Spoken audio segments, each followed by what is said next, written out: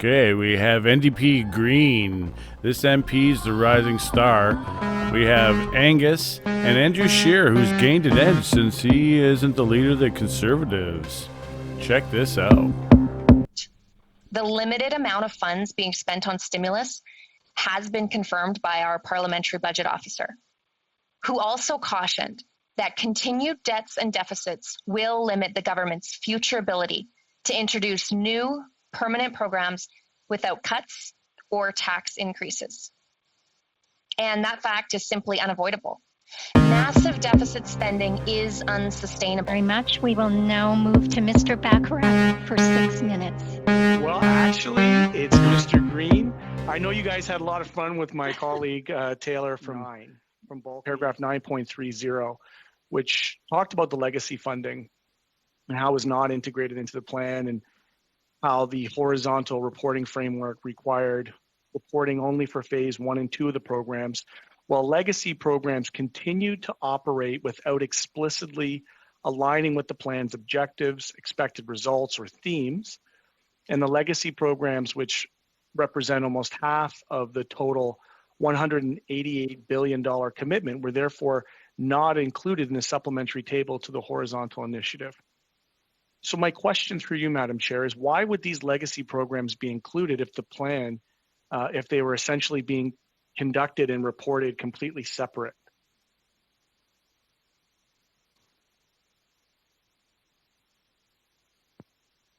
So that's probably for one of the staffers, because I don't know that Ms. Hogan would have that answer.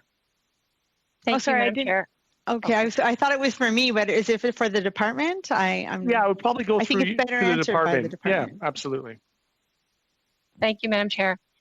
So as Ms. Hogan had mentioned, there are 3 different components to the plan, and in the legacy programs that we call, which were the programs that were in existence before the plan was created, but there was continued investment that had not been made with those particular programs that ultimately were serving the overall objective of economic growth. If I give one great example for our programming, it's the gas tax program. If you speak to any community across Canada, the gas tax program is a really important initiative. It is like a grant, an upfront transfer payment. So it's not an application-based program where municipalities have to apply for their particular projects in advance. It's $2.2 billion that flows through provinces and territories to communities to allow them to invest in things like connectivity. Sorry, my apologies. I really have to get to the heart of the question. If I could, please, a supplementary to that, because I'm not so much interested in the talking points as I am figuring out why in 2019 there was an internal evaluation of the plan conducted by Infrastructure Canada, which also found gaps in reporting on legacy funding. However, the issue had not been resolved at the time of the audit, as per Ms. Hogan. So your own internal audits have twice identified the failure to report legacy programs as a problem within the Investing in Canada plan. Why has the leadership decided it's not worth addressing this significant issue? Thank you for the question. What we have done is we've incorporated into various programs, like our funding table, our legacy programs are noted. Our geospatial map, where the data is available, we've included it. And we have included it as an overall economic driver because it is an important investment in infrastructure.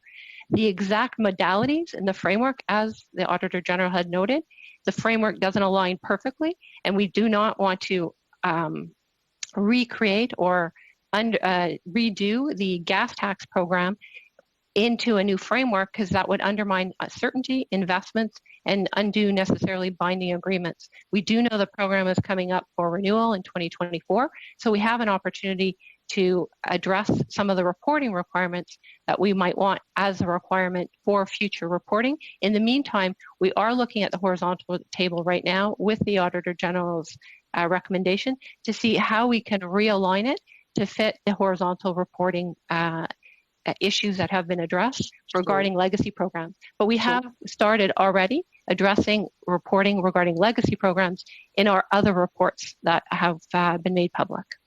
So why then, through you, Madam Chair, would the federal partners not be required to align the reporting requirements with Infrastructure Canada's requirements? And how confident can we be that Infrastructure Canada has a grip on these programs when they aren't even collecting the right data?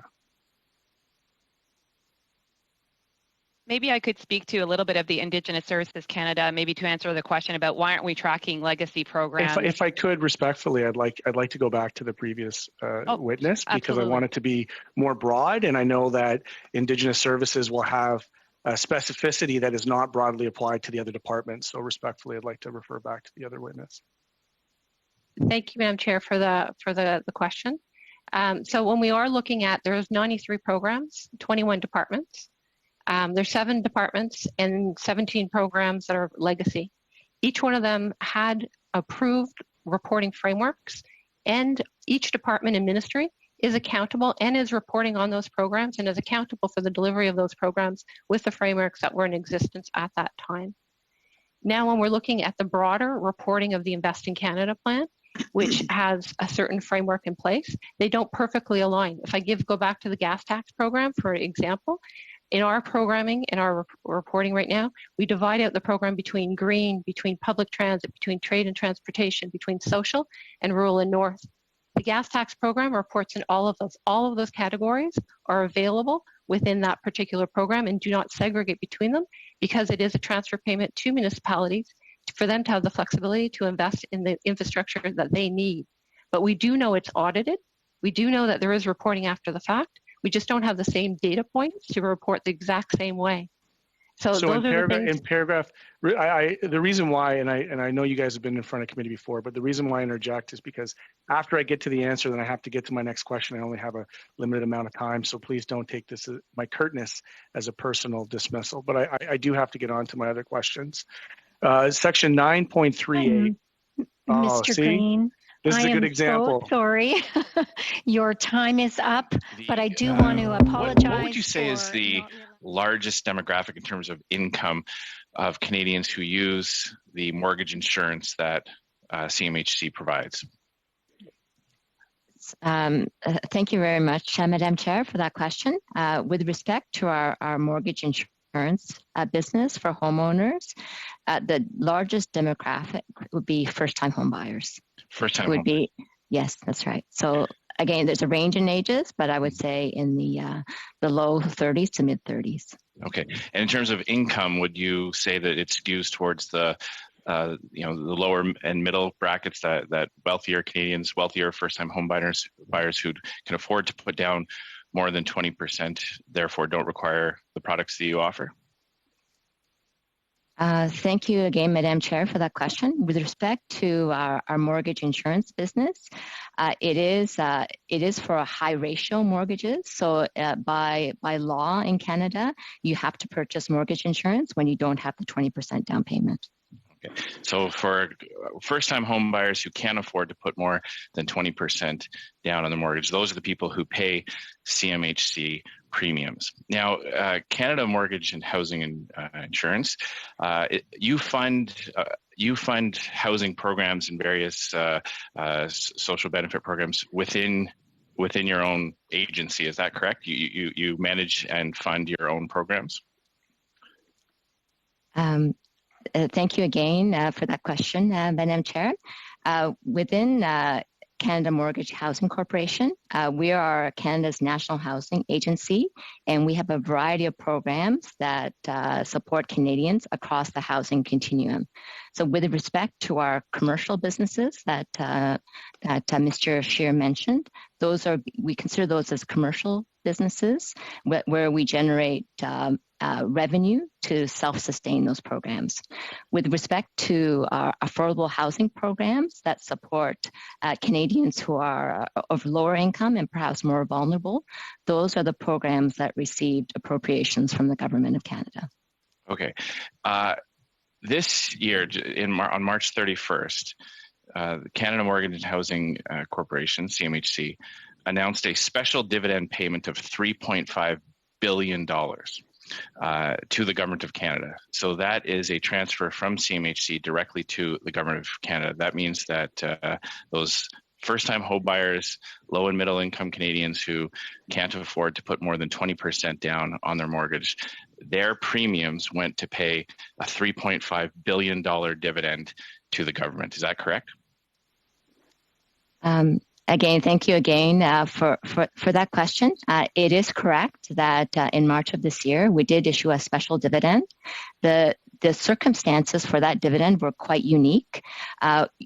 Typically, we issue dividends on a quarterly basis, as do many commercial entities, based on the revenues that we earn from our commercial businesses.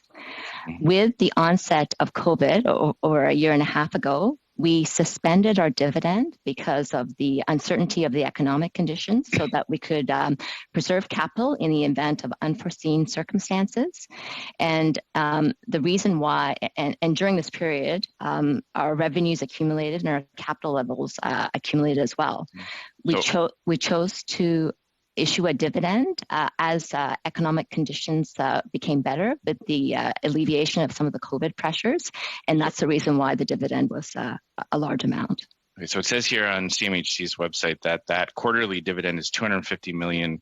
So that's about $1 billion. It's exactly $1 billion a year if it's $250 million a quarter. That's off the backs of premium payers. That's that special dividend that goes into the government's coffers is directly on the backs of low and middle income Canadians, and as you just mentioned, first-time homebuyers. So the federal government has kind of scooped up the profits made on the backs of hardworking first-time homebuyers. Is that correct? Thank you again for that question, Madam Chair. It is correct that we pay about $250 million in dividends on a quarterly basis, and that's the result of the risk-based premiums that we charge for our mortgage insurance and securitization businesses.